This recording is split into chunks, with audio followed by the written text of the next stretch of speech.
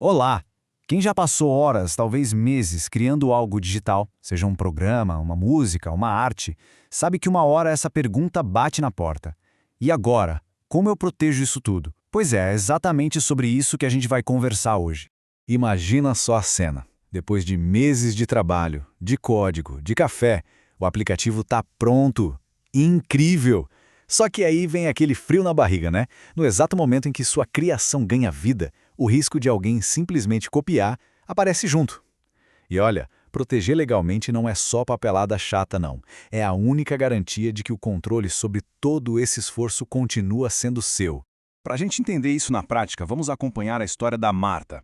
Ela começa com um projeto que era só dela, sabe? Um videogame. Aí ela mostra para os amigos, pega umas dicas, um amigo até ajuda a melhorar o código. O projeto vai crescendo. E de repente, o que era um hobby vira algo sério, um ativo que pode valer dinheiro. É bem nesse momento que a ficha cai. Preciso proteger isso. Então, esse dilema da Marta é o de muita gente, né? A boa notícia é que existe uma espécie de caixa de ferramentas do criador. E dentro dela a gente tem três ferramentas principais: o copyright, ou direito autoral, as patentes e os segredos comerciais. Cada uma serve para uma coisa, e o segredo do sucesso é saber qual delas pegar para cada tipo de trabalho. Vamos começar então pela primeira ferramenta, o famoso copyright, ou direito autoral. Gosto de pensar nele como um escudo, só que é um escudo bem específico. Ele não protege a ideia que se teve, mas sim o jeito como essa ideia foi colocada no mundo. O termo técnico, a definição formal, é essa aí: obras originais de autoria fixadas em um meio tangível. Traduzindo do advoguês, significa que a sua criação tem que ser original, claro, e tem que existir de forma concreta em algum lugar. Pode ser um texto escrito, um arquivo no computador, uma música gravada. Se existe e dá para acessar, tá valendo. E aqui está o pulo do gato, a diferença que todo mundo precisa entender. Olha só essa comparação. O copyright protege as linhas de código que a Marta escreveu, uma por uma. Mas a ideia geral do jogo, a mecânica, o algoritmo, isso não. O que isso quer dizer na prática? Que outra pessoa pode, sim, fazer um jogo parecido, com a mesma mecânica, desde que escreva o código dela do zero. A proteção é da expressão, da forma, e não do conceito em si. Essa distinção é fundamental. E o copyright não é uma proteção absoluta, ele tem umas regras de convivência, digamos assim. Tem o uso justo ou fair use, que permite que usem trechos da obra para criticar, para ensinar, coisas assim. Tem também a primeira venda, que é simples. Se alguém comprou uma cópia legal do jogo, ela pode vender essa cópia para outra pessoa. E o melhor de tudo é fácil de obter. Só de colocar aquele símbolo de C com o ano e o nome já é um aviso claro de que a obra tem dono. Ok, já entendemos o copyright. Agora vamos pegar a segunda ferramenta da nossa caixa, a patente. Aqui o jogo muda completamente. Se o copyright protege a expressão da ideia, a patente vai direto na ideia, na invenção. O foco aqui é naquilo que é totalmente novo, algo que ninguém nunca pensou antes. Uma patente basicamente dá ao inventor o direito exclusivo sobre uma invenção. E essa invenção pode ser muita coisa. Um processo novo, uma máquina, até um algoritmo de software. Desde que, claro, atenda a uns critérios bem rígidos. A grande sacada é que, ao contrário do copyright, a patente protege a ideia funcional, o como aquilo funciona.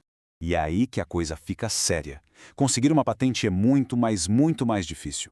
A invenção tem que ser inédita, tipo a primeira do mundo mesmo, e não óbvia. O que é não óbvia? Bom, não pode ser algo que o especialista da área olharia e diria: ah, claro, era o próximo passo lógico. Tem que ser um salto, uma sacada genial. E só quem inventou primeiro pode pedir a patente. Por isso o processo é tão demorado e complexo. Então, fica claro que pedir uma patente é um compromisso e tanto.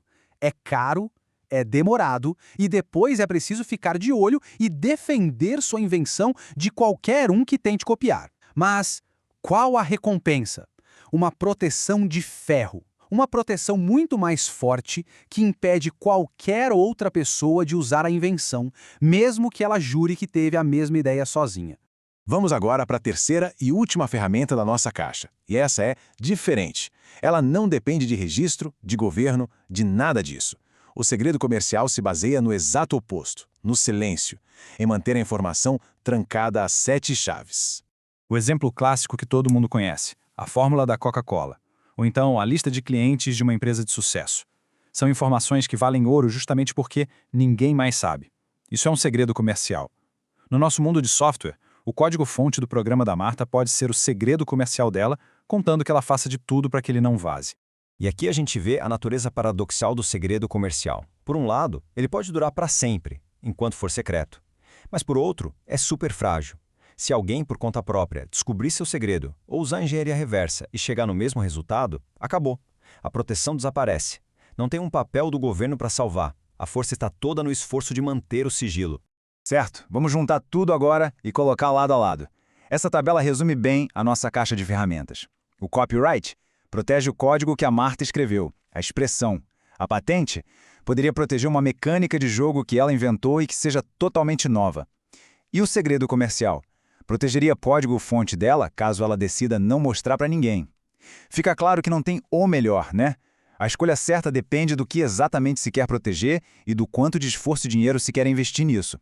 Bom, até agora a gente falou de leis que na sua essência nasceram no mundo sem internet. Mas aí o mundo digital chegou.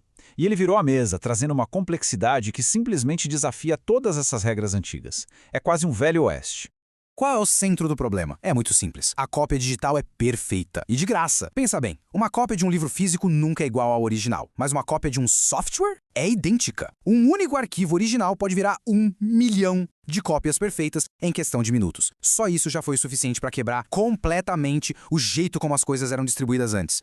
E a lei? Bom, a lei vem correndo atrás para tentar acompanhar esse ritmo maluco. Lá em 1980, incluíram oficialmente o software na lei de copyright. Depois, já em 1998, criaram o DMCA, que foi uma tentativa direta de lidar com a internet e a pirataria digital. E uma das partes mais fortes e polêmicas dessa lei é essa que está na tela. Ela diz que é crime não só copiar, mas também quebrar ou até criar ferramentas que quebram as travas anti-pirataria. E isso, claro, gerou uma discussão gigantesca que dura até hoje sobre liberdade, pesquisa e segurança. E se teve um momento em que essa briga toda explodiu para o mundo inteiro ver, foi o caso Napster. A defesa deles era: a gente não copia nada, só conectamos as pessoas. Mas a justiça bateu o martelo: facilitar a pirataria em massa também é crime. Foi um divisor de águas que mudou para sempre o jeito como a gente consome mídia no mundo digital. Então, voltando para a nossa criadora, a Marta, o que a gente aprende com tudo isso? Que não existe uma resposta mágica, uma ferramenta melhor. A proteção de uma criação digital é um jogo de estratégia. Ela pode, por exemplo, usar o copyright para o código dela, quem sabe tentar uma patente para aquela mecânica de jogo super inovadora que ela criou e, ao mesmo tempo, manter os planos de expansão do jogo como um segredo comercial. É usar a ferramenta certa para a parte certa do trabalho. E isso tudo nos deixa com a pergunta no ar, né? Nesse nosso mundo de cópias perfeitas, de redes que conectam o planeta inteiro em segundos, será que essas leis, que são adaptações de ideias antigas, conseguem mesmo dar conta do recado e proteger as novas ideias? A tecnologia avança num ritmo alucinante, muito mais rápido que a lei. A briga para encontrar o equilíbrio entre proteger, compartilhar e inovar, essa briga está longe de acabar. Fica aí a reflexão.